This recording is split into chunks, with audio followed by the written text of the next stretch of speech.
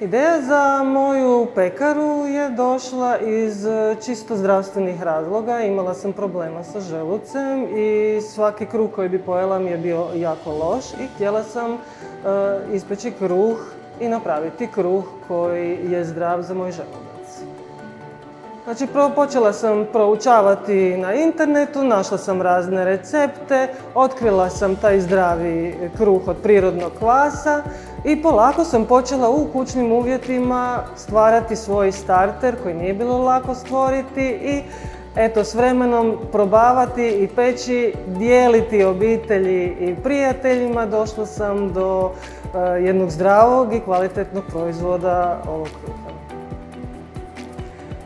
1.3. je sve bilo spremno za otvoriti ovu pekaru i onda se dogodila korona i tu je sve stalo. U trenutku kad je sve stalo, mi smo ipak odlučili otvoriti jedan vid pekare na način da smo odlučili dostavljati kruh kupcima na kućni prag i imali smo dogovor dostave kruha na lokalnu OPG tržnicu u Puli.